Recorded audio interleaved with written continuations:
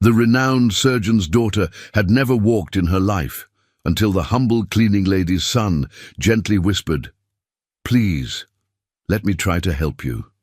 What happened next left everyone speechless. Before we dive into the story, drop a comment below and tell us where you're watching from. Enjoy the story, Doctor. Michael Thompson had performed over 3,000 surgeries in his 12-year career, but nothing had prepared him for the sight of his daughter Emma lying motionless in that hospital bed 8 years ago. Born with a rare spinal condition that left her legs completely paralyzed, Emma had become both his greatest joy and his deepest heartbreak. "Daddy, watch this," Emma called out from her wheelchair, her golden curls bouncing as she spun the wheels with practiced ease. At 8 years old, she navigated St. Mary's Medical Center like she owned the place, which, in many ways, she did. Every nurse, every doctor, every staff member knew Emma Thompson, the surgeon's bright-eyed daughter who spent most afternoons in the children's wing while her father worked his demanding schedule.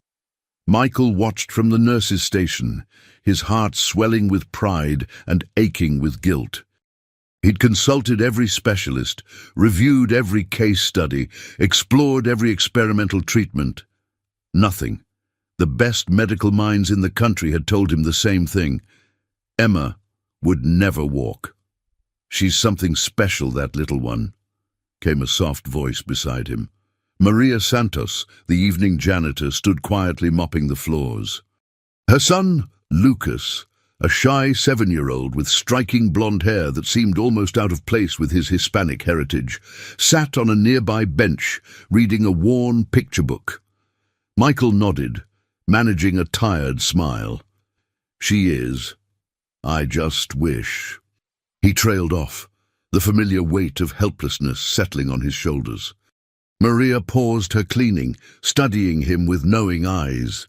"Sometimes the answers we seek aren't found in the places we're looking, Doctor." Before Michael could ask what she meant, Lucas suddenly looked up from his book, his bright blue eyes fixed intently on Emma. The boy stood slowly, almost dreamlike, and walked toward her wheelchair. "Hi," Lucas said quietly, his small hand reaching out to touch Emma's leg. "Does it hurt?" Emma shook her head, smiling. "I can't feel anything down there. The doctors say the messages from my brain can't reach my legs." Lucas nodded seriously, his hand still resting gently on her knee. "Maybe they're just taking the wrong path," he whispered. And then something impossible happened. Emma's left foot twitched. Both children stared down in stunned silence. Emma's eyes went wide, her breath catching. "Did you see that? Daddy, did you see that?" Michael rushed over, his medical training warring with the impossibility of what he'd witnessed. Emma's foot had definitely moved. Just a small twitch, but movement nonetheless. Movement that hadn't existed for 8 years. "I felt something," Emma whispered, tears streaming down her face. "Daddy, I actually felt something." As Michael knelt beside his daughter's wheelchair, checking her reflexes with trembling hands, he caught sight of Maria in his peripheral vision. The janitor stood frozen, her face pale as death, staring at her son with what looked like pure terror. What was Maria Santos so afraid of? And why did Lucas seem completely unsurprised by what had just happened? Dr. Michael Thompson hadn't slept in 36 hours. Every medical journal, every neurological study, every case report about spontaneous recovery sat scattered across his office desk like pieces of an impossible puzzle. Empty coffee cups formed a small graveyard beside his computer, testament to his desperate search for answers that didn't seem to exist in any textbook. Emma's foot had moved 3 more times since yesterday, each twitch documented, measured, analyzed with the precision of a man whose world suddenly made no sense. The movements were small but deliberate, not the random muscle spasms that sometimes plagued paralyzed patients, but purposeful flexions that responded to Emma's conscious commands. The nerve pathways show absolutely no change, Dr. Patricia Hayes, the hospital's lead neurologist, said flatly as she reviewed Emma's latest MRI results. Her voice carried the weight of 20 years treating spinal injuries, 20 years of delivering hard truths to desperate families. The damage is identical to her previous scans. Whatever happened yesterday was likely a muscle spasm. False hope is cruel, Michael. But Michael had seen his daughter's face when that first movement occurred.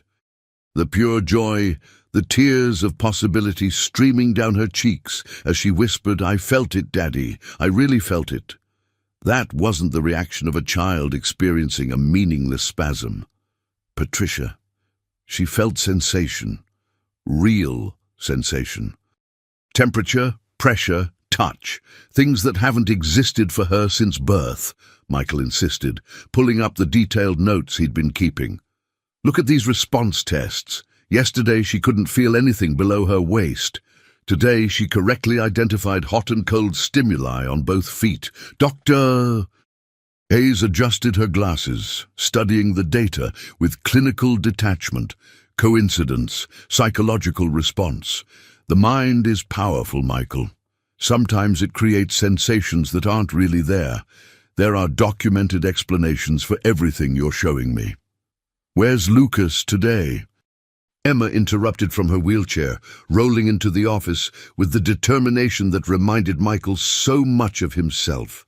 Her golden curls bounced with each push of the wheels, and her blue eyes sparkled with an excitement Michael hadn't seen in years. "I want to see Lucas again. Maybe he can help me move my whole foot this time." "Doctor."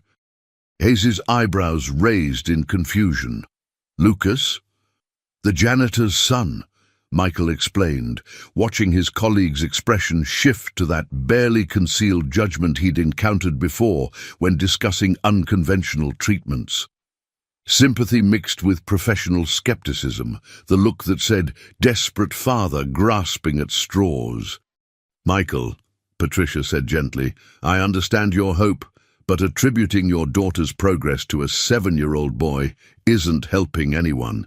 We need to focus on realistic treatment options." Meanwhile, 3 floors down in the hospital's basement level, Maria Santos scrubbed the same spot on the linoleum for the 15th time, her hands shaking so violently she could barely hold the mop. Her mind kept replaying yesterday's impossible scene, her son's small hand on Emma's leg, the look of serene concentration on his face, the way he'd seemed to know exactly what to do. Lucas sat nearby in his usual spot, unusually quiet for a chatty 7-year-old, drawing pictures with worn crayons on the back of discarded patient forms. His artwork showed stick figures holding hands, their bodies surrounded by swirls of golden light that seemed to flow from one person to another. "Mijo, we need to talk," Maria whispered in Spanish, kneeling beside her son. Her voice trembled with barely contained panic.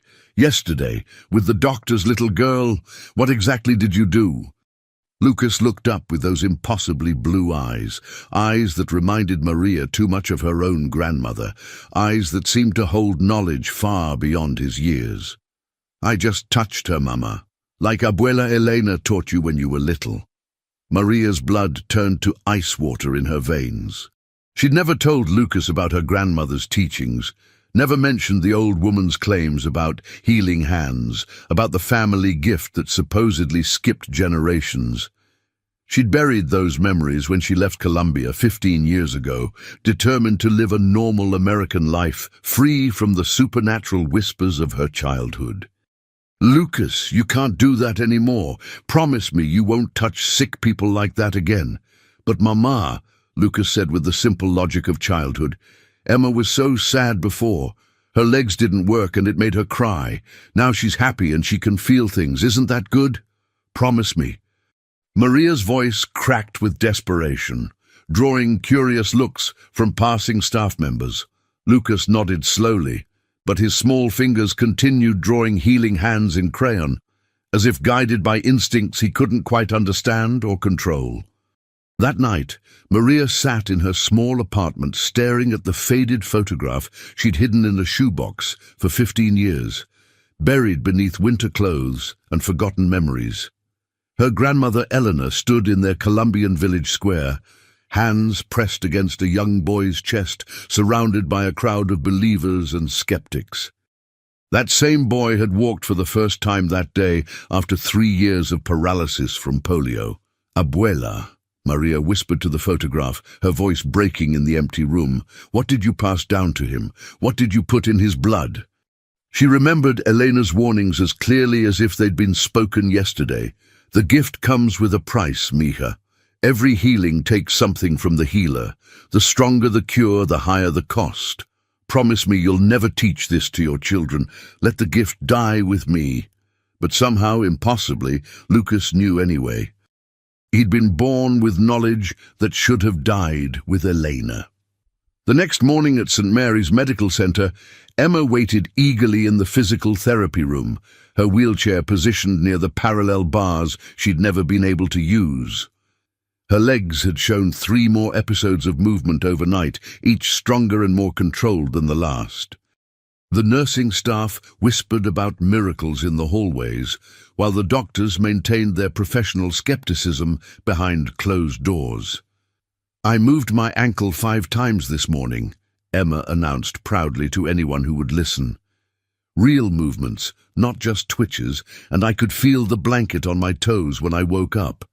Physical therapist Janet Morrison documented everything with careful notes, torn between professional training and growing amazement.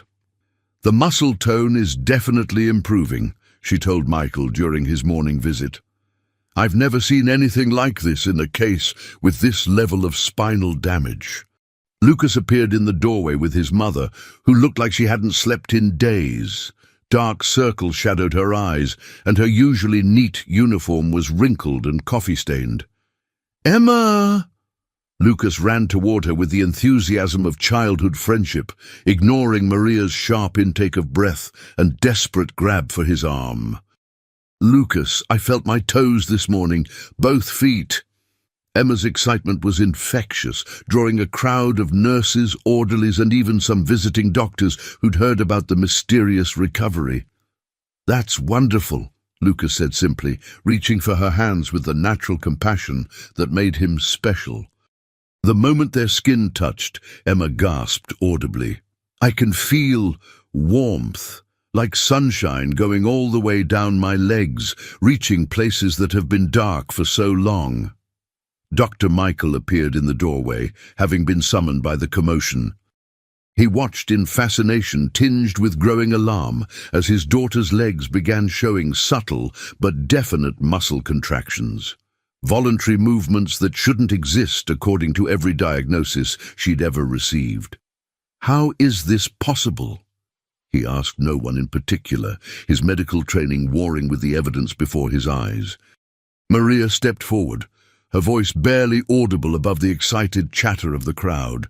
"Dr. Thompson, could we speak privately, please?" As they walked toward his office, neither adult noticed Lucas swaying slightly on his feet, or the way he pressed his small hand against his chest where his heart raced with an unnatural rhythm. The price Elena had warned about was already being paid, 1 heartbeat at a time. Dr. Michael Thompson had built his entire reputation on facts, evidence, and the scientific method. He'd published papers in prestigious journals, lectured at medical conferences, and never once deviated from evidence-based medicine. But watching his daughter's impossible recovery was forcing him into uncharted territory, where medical training met unexplainable mystery. "I want to run comprehensive tests on the boy," he told Dr. Hayes during their morning rounds, his voice carrying the determination that had made him one of the hospital's youngest department heads. "Complete blood work, neurological assessment, cardiac monitoring, everything we have." Dr. Hayes stopped walking, her expression shifting from professional interest to genuine concern. "Michael, you're chasing ghosts. The child is 7 years old and perfectly healthy. What exactly are you hoping to find?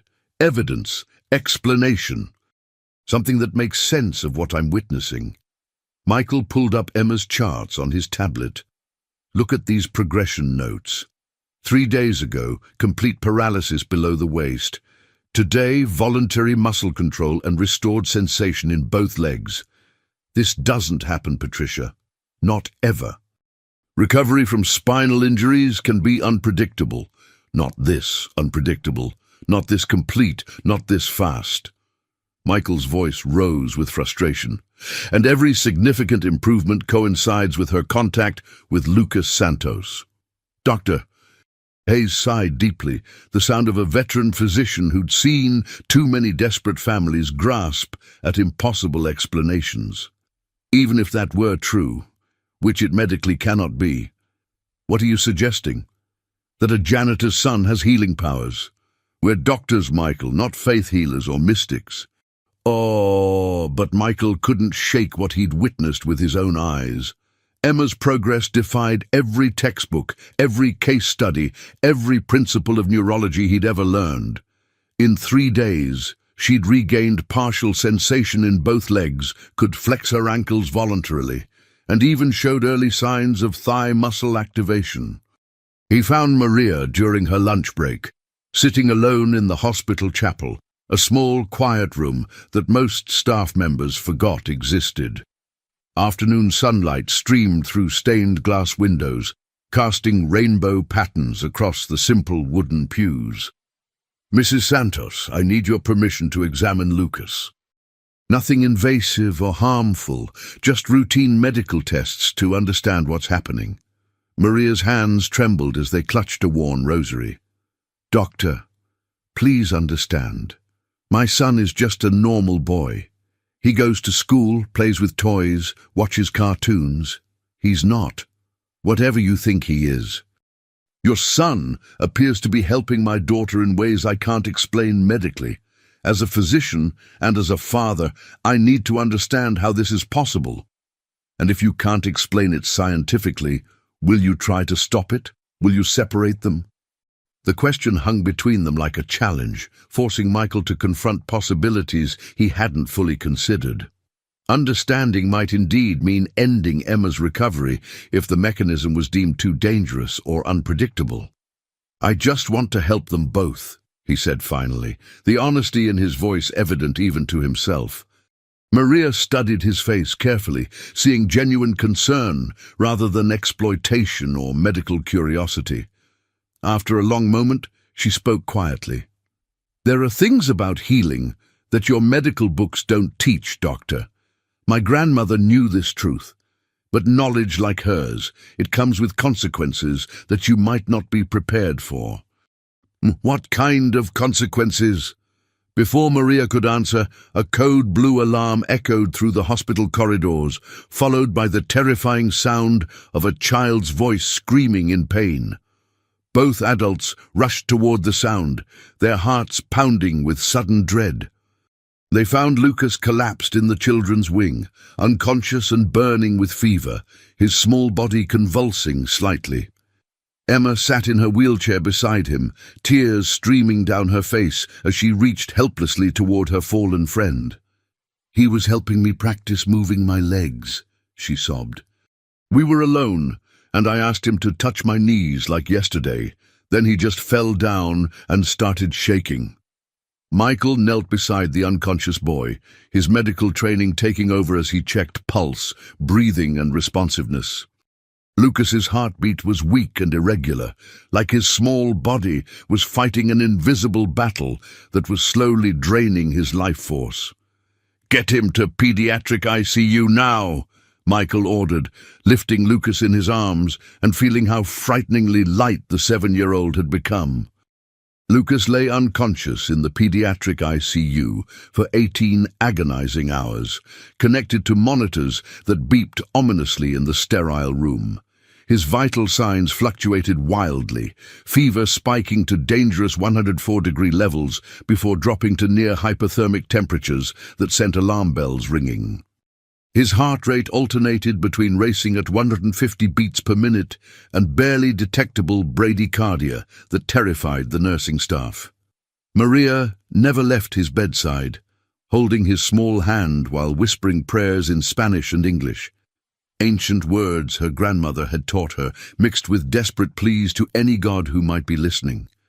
Michael found himself checking on the boy every hour, unable to focus on his other patients or responsibilities. "The blood work is completely normal," Dr. Hayes reported, her voice puzzled and concerned. "Brain scans show no trauma, no infection, no tumors, no explanation for the neurological symptoms. His white cell count is perfect, no signs of illness or disease. But Emma's progress has stopped completely," Michael observed, the correlation impossible to ignore. Since Lucas fell unconscious, his daughter showed no further improvement. Her newly regained sensations remained stable but didn't advance. The connection seemed undeniable now, though it challenged everything Michael believed about medicine.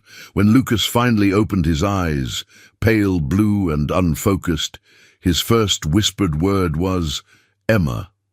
"I'm here, mijo," Maria said, squeezing his hand and trying to hide her tears. "You're safe now, Mama's here." "Is Emma okay? Did I help her enough?" His voice was weak, but filled with genuine concern for his friend rather than his own condition. Michael stepped forward, his doctor instincts warring with growing paternal protectiveness toward this extraordinary child. "Lucas, can you tell me what happens when you touch Emma? What do you feel inside your body?" "Uda," the boy looked at his mother with questioning eyes, seeking permission to speak truths that sounded impossible. Maria nodded reluctantly, knowing the time for secrets had passed. "It's like her hurt comes into me, and my good feelings go into her," Lucas explained with the simple wisdom that children use to describe complex realities adults struggle to understand. "The broken parts of her legs talk to the strong parts of my legs, and we trade places for a little while." Michael felt his scientific worldview shifting like tectonic plates. "Does it hurt when this happens?" "At first, it feels warm and nice, like when Mama hugs me. But then it gets heavy, like I'm carrying something too big for me. And afterward, I feel very tired." "Abuela Elena was my grandmother," Maria explained to Michael, her voice thick with emotion. "She died when Lucas was 3 years old. He shouldn't remember her teachings, but somehow—" She gestured helplessly at her son, struggling with the impossibility of inherited memory. "She visits me sometimes in dreams," Lucas added matter-of-factly, as if conversations with deceased great-grandmothers were perfectly normal. "She says I'm like her, but I have to be stronger because the hurt in this world is bigger than it used to be. She teaches me how to find the broken places and fix them." Michael felt everything he'd learned in medical school, everything he believed about healing and human anatomy, being challenged by a 7-year-old boy, speaking with the calm certainty of experience. "Lucas, when you help Emma, it makes you sick?" "A little bit, but she was so sad before, and her daddy was sad too. Now she smiles and can feel her feet. That's worth being tired." The simple truth of it hit Michael like a physical blow to his chest. This child was literally sacrificing his health to heal his daughter, and he did it willingly out of pure compassion and love. "We need to stop this," Michael said suddenly, the words torn from his throat. "I can't let you hurt yourself for Emma. No father should ask that of another child." "But doctor," Lucas said quietly, his voice carrying wisdom beyond his years, "Emma's not all better yet. She still can't walk, and I promised I'd help her." But at 2 a.m., with the hospital settled into its quiet nighttime rhythm, Maria finally broke her 15-year silence about her grandmother's legacy. Sitting in Michael's office, surrounded by medical texts and diplomas that suddenly seemed inadequate, she told him everything she'd tried to forget. Elena Vasquez was known throughout our village and 3 neighboring towns as La Sanadora, the healer. People came from hundreds of miles away, bringing their sick children, their dying parents, their broken bodies and shattered hopes. And she helped them all, every single person who came to her door. Michael leaned forward, his medical training warring with growing fascination. How exactly did she do it? The same way Lucas helps Emma. She absorbed their pain, their sickness, their broken bones and dying organs. She took it all into herself through touch, through intention, through a kind of love that cost everything. Maria's voice broke as she remembered her grandmother's final years, and it killed her. Eventually, the gift demands payment, Doctor. Every healing shortens the healer's life. Elena died at 43, but she saved hundreds of people before the price became too high to pay. She looked 70 when she died, aged by all the suffering she'd taken into her own body. Michael stared at the photograph Maria had brought. A young woman in traditional Colombian dress who looked remarkably like Lucas, with the same piercing blue eyes, the same gentle smile, the same aura of quiet strength. She made me promise never to teach this to my children. She said the gift was too dangerous, too costly, but Lucas was born knowing these things. The gift skipped my generation entirely and went straight to him, stronger than it had ever been before. How much time does he have if he continues helping Emma? Maria's voice cracked with the weight of impossible knowledge. I don't know exactly.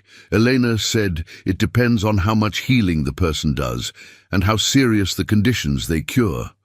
Small things like cuts and bruises barely affect the healer, but something like Emma's complete paralysis could kill him or age him rapidly.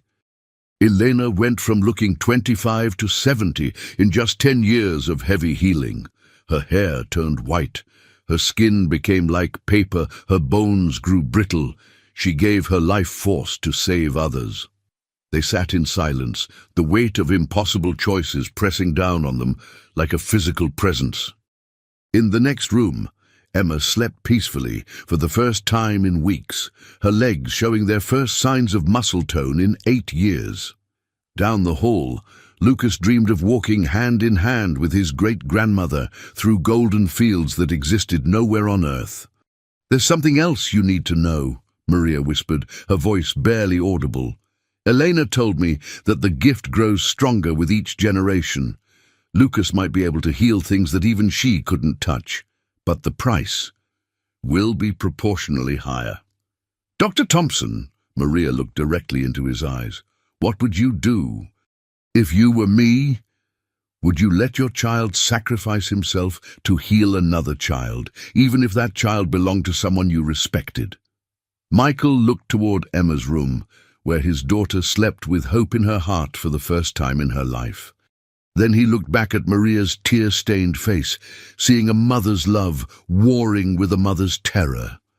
"I don't know," he admitted with brutal honesty. "But we need to find out exactly what we're dealing with. There has to be a way to protect Lucas while helping Emma. There has to be another path." "Elena used to say that love always finds a way," Maria said softly, "but sometimes the way love finds costs everything we have to give." Outside, thunder rolled across the city like a cosmic warning, as if the universe itself was preparing for the difficult choices that lay ahead. "Doctor." Michael Thompson had never believed in miracles, but he'd also never been desperate enough to research them. His office now resembled a war room, with medical journals scattered alongside printouts about faith healing, energy work, and documented cases of unexplained recoveries. He'd contacted colleagues in Colombia, anthropologists who studied indigenous healing practices, even a few physicians who'd quietly witnessed similar phenomena. "You're losing your objectivity," Dr. Hayes warned during their weekly department meeting. "The hospital board is asking questions about your recent research requests. Funding applications for studies on supernatural healing aren't going to advance your career." Michael barely heard her concerns. Emma had been walking, actually walking, for short distances with the help of parallel bars. 2 weeks ago, such progress would have been impossible. But each session with Lucas left the boy weaker, and yesterday he'd fainted twice during school. "I found something," Michael announced to Maria during one of their increasingly frequent conversations. He'd taken to meeting her in the chapel, the only place that felt appropriate for discussions that challenged everything he'd been trained to believe. Maria looked up from her prayers, hope and fear warring in her dark eyes. About the healing? About your grandmother. I contacted a colleague at Universidad Nacional in Bogotá. Elena Vasquez is mentioned in several anthropological studies from the 1980s. She wasn't just a local healer, Maria. She was part of a lineage, a family line that goes back generations. Michael pulled out photocopied pages from academic journals, dense text in Spanish and English describing hereditary healing abilities in isolated Colombian communities. According to these studies, families like yours appear every few generations throughout South America. The gift manifests differently in each person, but the core ability remains the same. What else do they say? Maria's voice was barely above a whisper. That the healers rarely live past 50, and that their children often die young from mysterious illnesses that sound remarkably similar to what's happening to Lucas. And the weight of this revelation settled between them like a stone. Lucas wasn't just risking his health, he was following a pattern that had killed others like him for generations. But there's something else, Michael continued, his voice gaining strength. One study mentions a healer named Carlos Mendez, who learned to share the burden, to distribute the cost of healing among willing family members. He lived to be 67. Maria's eyes widened. Share the burden? How? The research is incomplete, but it suggests that if multiple family members with even dormant healing abilities work together, they can divide the physical cost among themselves. Instead of one person bearing all the damage, several people take smaller portions. Do you think I might have some of Elena's gift? There's only one way to find out, and Maria. Michael hesitated, knowing what he was about to suggest would sound insane to anyone listening. I want to be tested too. If Lucas can somehow teach others to help carry this load, I want to learn. Doctor, you don't understand what you're asking. This isn't something you can learn in medical school. Then teach me the way Elena taught her family. Emma is my daughter, and Lucas is risking his life for her. The least I can do is try to help share that risk. That evening, as Lucas lay exhausted in his mother's arms after another healing session with Emma, Maria made a decision that would change all their lives. Mijo, would you be willing to teach Dr. Thompson and me how to help you, the way Abuela Elena used to teach her family? Lucas looked up with those ancient blue eyes and smiled weakly. Abuela Elena has been waiting for you to ask, Mama. She says it's time for all of us to work together. The basement storage room at St. Mary's Medical Center had been unused for months, filled with outdated equipment and forgotten supplies. At midnight, it became a classroom for lessons that couldn't be found in any medical textbook. Lucas sat on a makeshift cushion made from old linens, his small hands resting palm up on his knees in a pose that seemed far too mature for his 7 years. Maria and Michael sat across from him, both adults fighting their own skepticism about what they were attempting. Abuela Elena says healing starts with feeling, Lucas explained in his quiet, serious voice. You have to feel where the hurt lives in the sick person. Then you have to be willing to invite that hurt into your own body. Michael struggled with the concept, but medically that's impossible. Pain and injury aren't transferable substances. Doctor, Maria said gently, maybe tonight we set aside what's medically possible and focus on what might be necessary. Lucas reached for both their hands, his small fingers surprisingly warm. Close your eyes. Think about Emma. Picture her legs, but don't see the broken parts. See the parts that want to work. The moment Lucas's skin touched theirs, both adults gasped. A warmth unlike anything either had experienced flowed up their arms. Not the heat of fever or friction, but something that seemed to originate from a source deeper than blood or bone. Now feel where her legs hurt, Lucas whispered. Not the pain she feels, but the sadness her legs carry from being broken for so long. Michael felt ridiculous, sitting in a storage room at midnight trying to psychically connect with his daughter's paralyzed limbs. But as Lucas's grip tightened, something shifted. A strange heaviness settled in Michael's own legs, a sensation like invisible weights pressing down on his thighs and calves. "I feel it," Maria breathed, her voice filled with wonder and fear. "It's like her legs are crying." "That's the hurt," Lucas confirmed. "Now here's the hard part.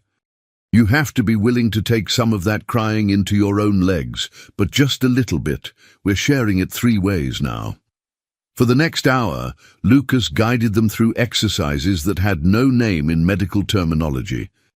They practiced sensing injury, identifying the emotional and physical components of trauma, and most importantly, learning to accept small portions of suffering into their own bodies.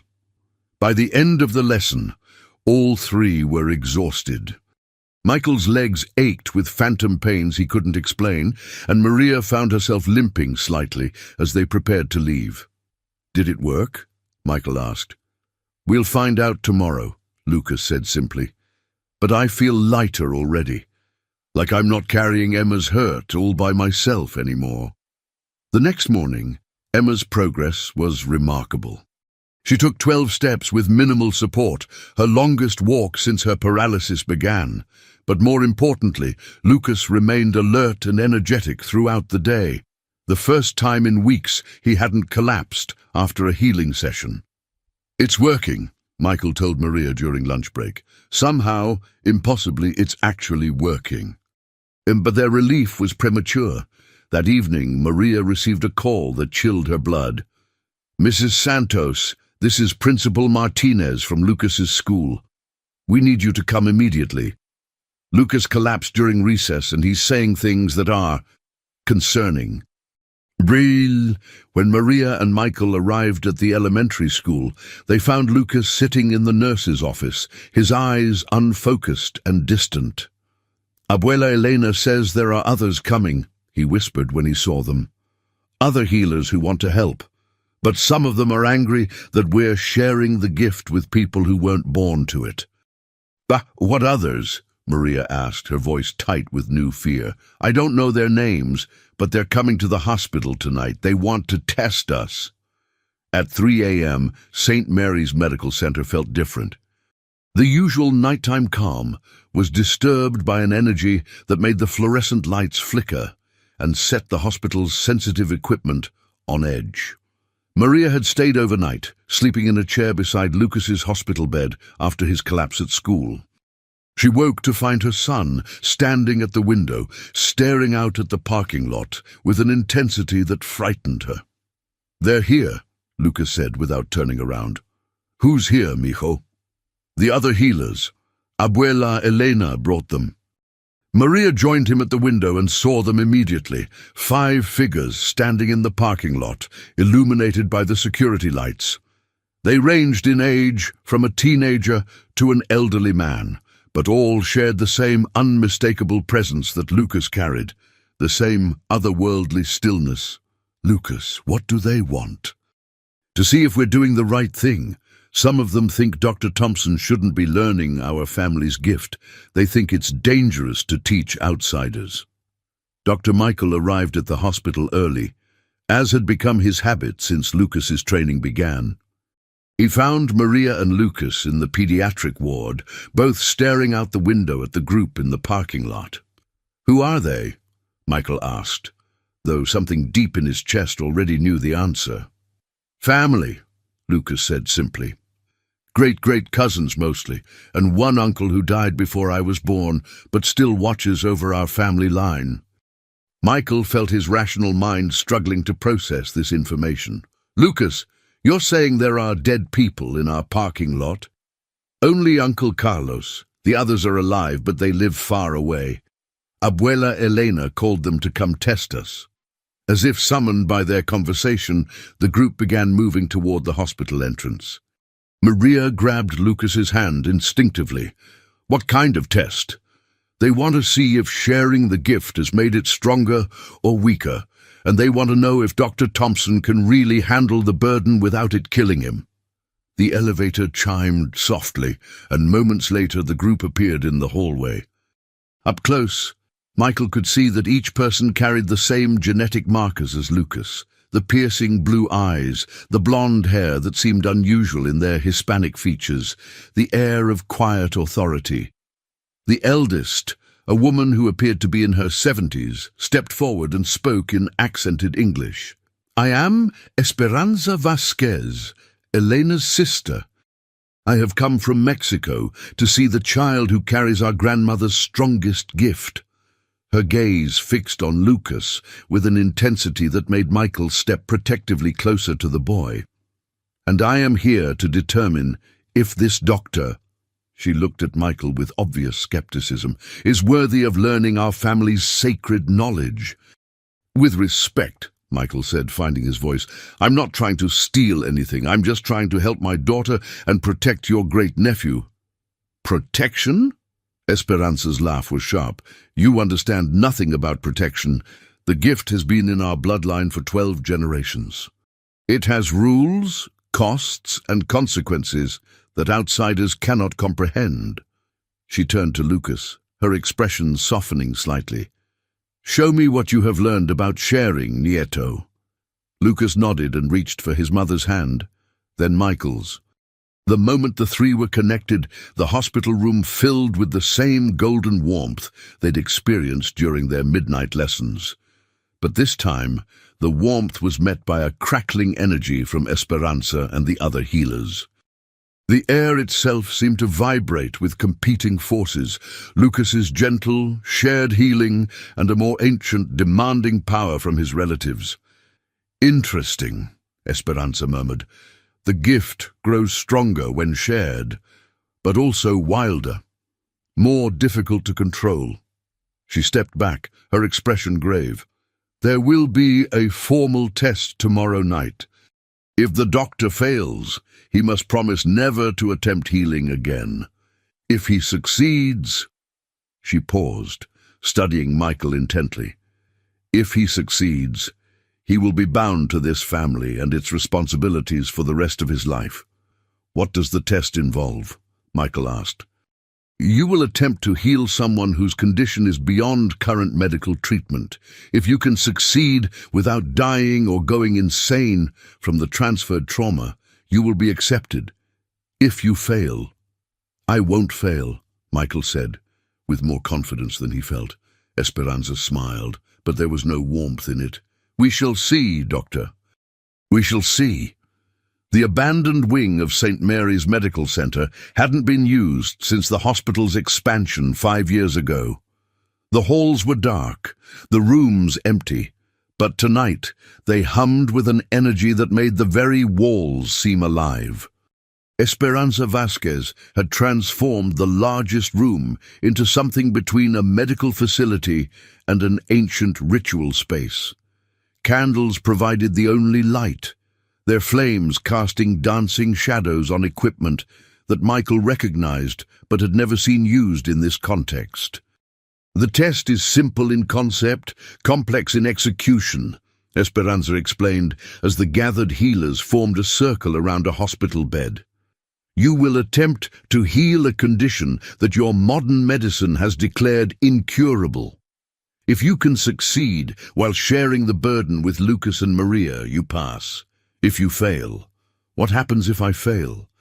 The transferred trauma could kill you or drive you mad. The mind was not meant to experience certain kinds of suffering directly."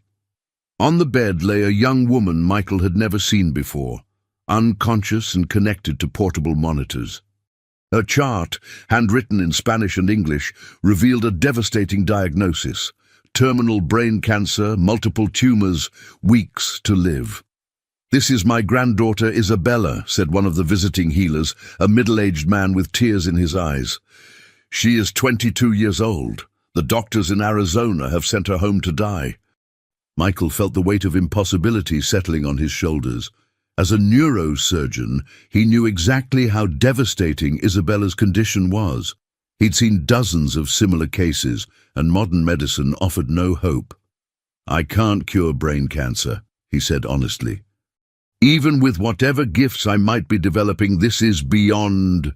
Nothing is beyond the gift when properly applied, Esperanza interrupted. Elena once cured cancer that had spread throughout a man's entire body. But the cost.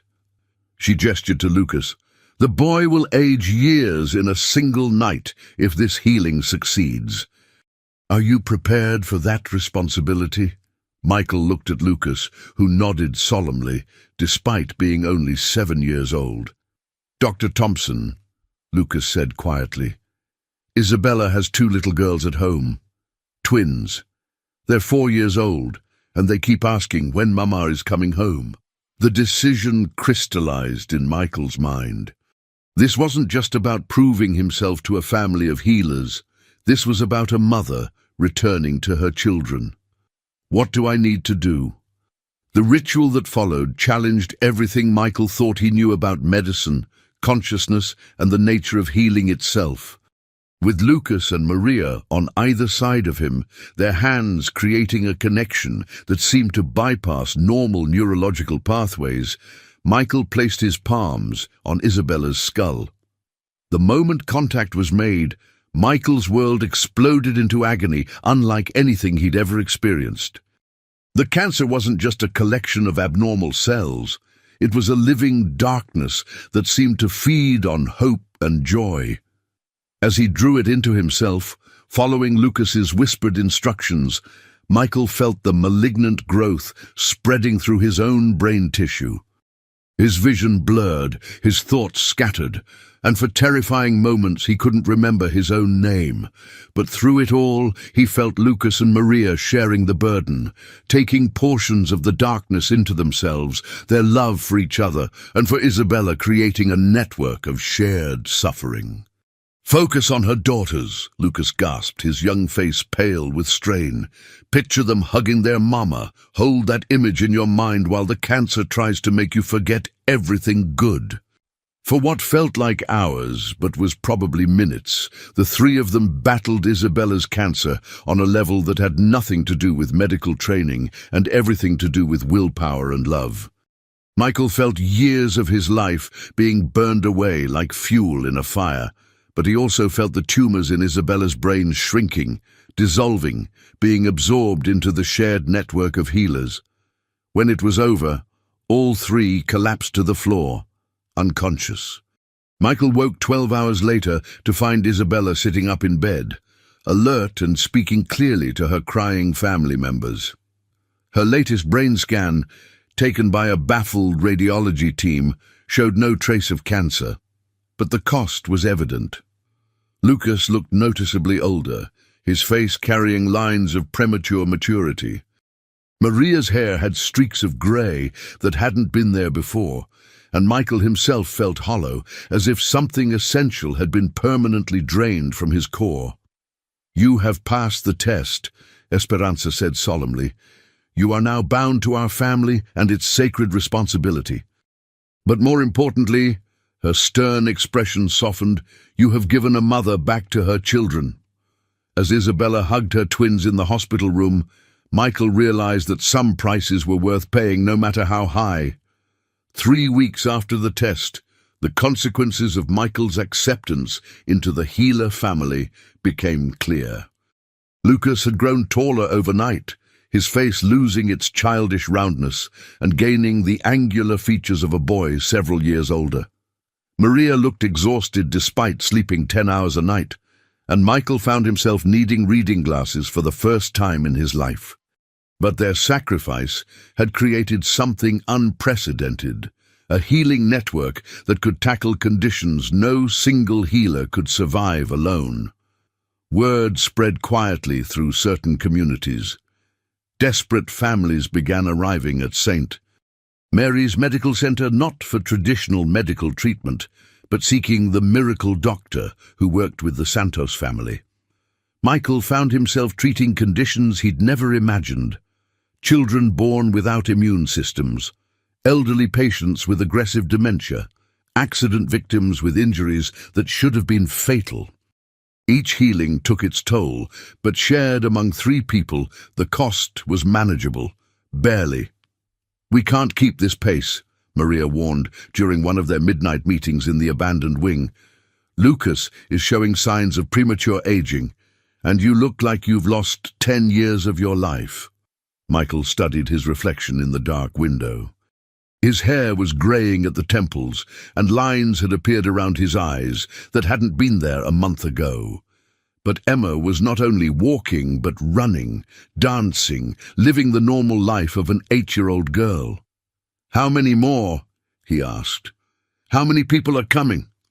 "Esperanza says there are at least 50 families who've heard about us. Children with conditions that modern medicine can't touch. Adults who've been given death sentences by their doctors. And if we stop, then they die," Lucas said simply, appearing in the doorway despite supposedly being asleep in the family quarters Michael had arranged for them at the hospital. "But if we continue at this rate, we die instead." The impossible mathematics of their situation hung in the air like smoke. To save others, they were consuming their own life force at an unsustainable rate. "There has to be another way," Michael said. "Some method of healing that doesn't require such sacrifice." "There is," said a new voice from the shadows. Dr. Patricia Hayes stepped into the light, her expression unreadable.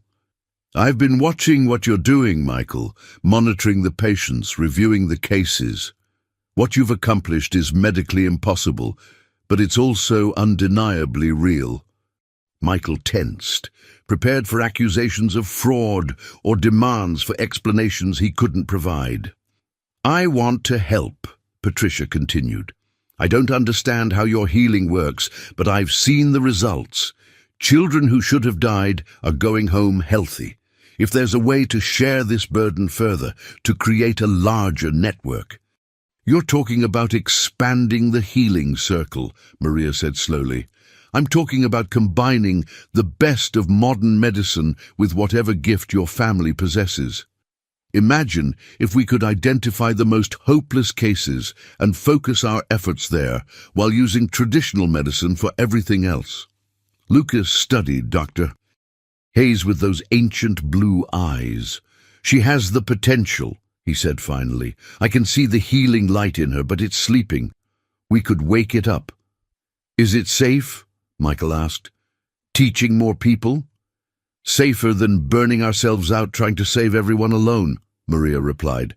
"But it means bringing more people into our family. Once they're connected to the healing network, they're bound to it for life." Dr. Hayes nodded seriously. "I understand the commitment. The question is, how many healers do we need to make this sustainable?"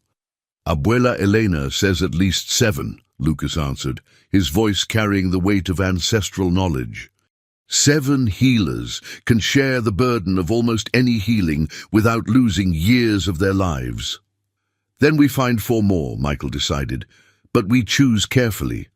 This isn't just about medical knowledge. It's about people willing to sacrifice part of themselves for strangers."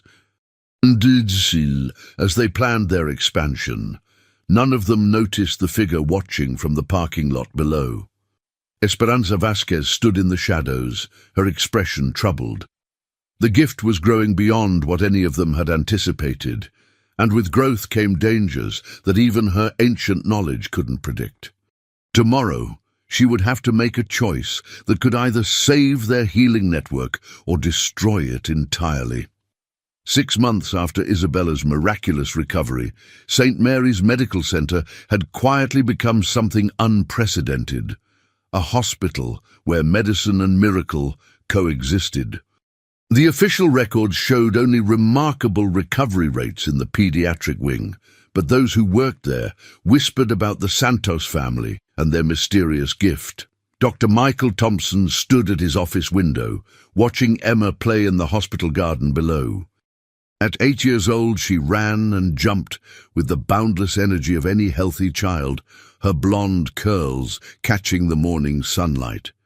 But there was something different about her now, something that made Michael both proud and concerned. "She's been asking questions," Maria said, entering the office with 2 cups of coffee, a ritual that had developed between them over the months of shared healing. Yesterday she wanted to know why Lucas looks older now and why your hair has grey streaks.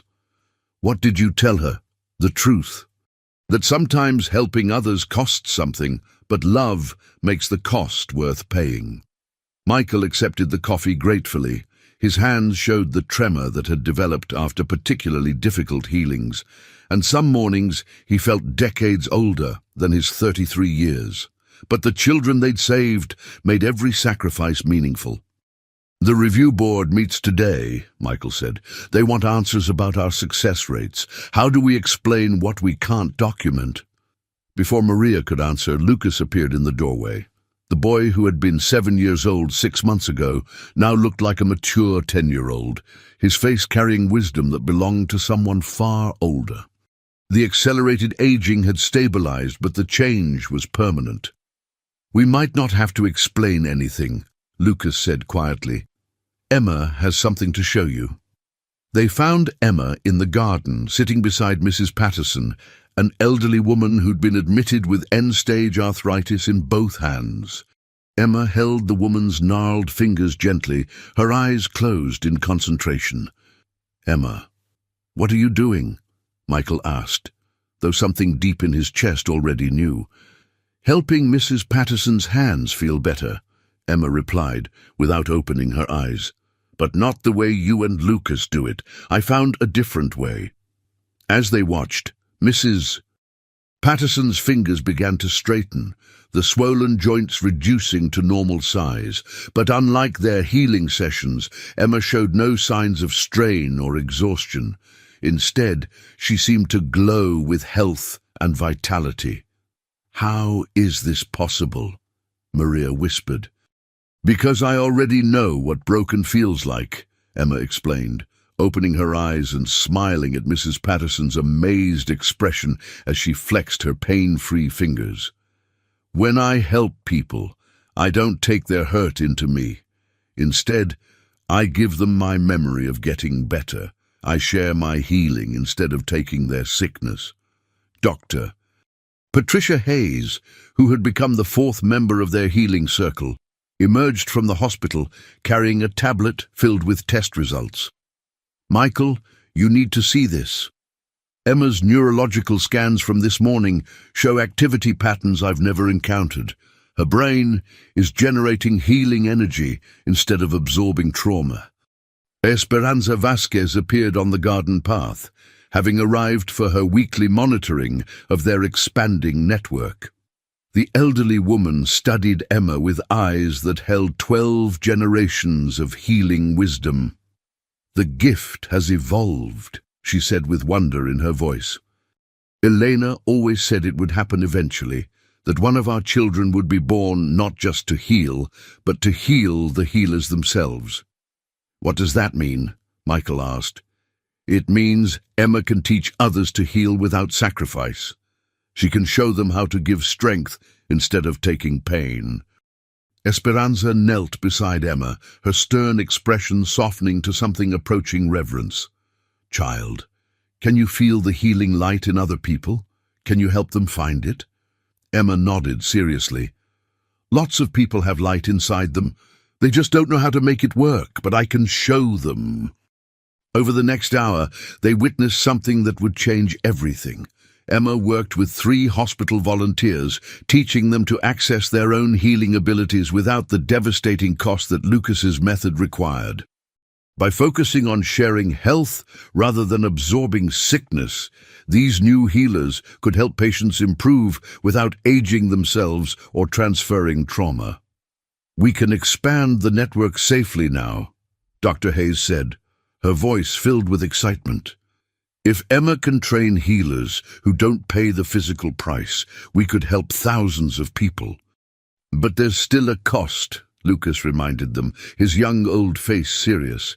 "Not everyone is strong enough to give healing energy without getting tired, and some conditions are too big for this gentler method." "Then we use both approaches," Michael decided. "Emma's method for most cases, and our trauma-sharing technique only for the most desperate situations. We create a true medical miracle, healing that combines the best of science and spirit." 6 months later, the Thompson Santos Institute for Advanced Healing opened quietly in a renovated wing of St. Mary's Medical Center. Officially, it was a research facility studying innovative therapeutic techniques. Unofficially, it was a place where children learned to walk again, where terminal diagnoses became recovery stories, and where the impossible happened with quiet regularity. Emma, now 9 and thriving, had become the Institute's youngest teacher, showing medical professionals from around the world how to access healing abilities they never knew they possessed. Lucas, despite his premature aging, served as the bridge between traditional healing wisdom and modern applications. Maria coordinated the growing network of healers, while Michael provided the medical oversight that kept their work credible and sustainable. Dr. Hayes had taken over Michael's former position as department head, allowing him to focus entirely on developing their revolutionary healing protocols. The review board's questions had been answered not with explanations they couldn't understand, but with results they couldn't deny. "We're changing everything," Michael said one evening, as he watched Emma help a young cancer patient rediscover his own healing abilities. "Medicine will never be the same, ever." "Good," Maria replied, her hand resting on Lucas's shoulder as they observed their miraculous family. "The world needs more healers, not more sickness." As the sun set over the city, casting golden light through the Institute's windows, Emma looked up from her work with a smile that seemed to contain all the hope in the world. "Daddy," she said, "I can see the healing light in almost everyone now. It's not just our family, it's everybody. They just needed someone to show them how to find it." Ali, the gift that had begun with a desperate father's love for his paralyzed daughter, had evolved into something far greater, a new understanding of healing itself, where love and medicine worked together to create miracles that no one had to die for. And in the quiet moments between treatments, when the Institute settled into peaceful evening routines, those who listened carefully could sometimes hear the whispered gratitude of Elena Vasquez, finally at rest, knowing her family's gift had found its true purpose, not just to heal the sick, but to teach the world to heal itself. The circle was complete, but the healing had only just begun.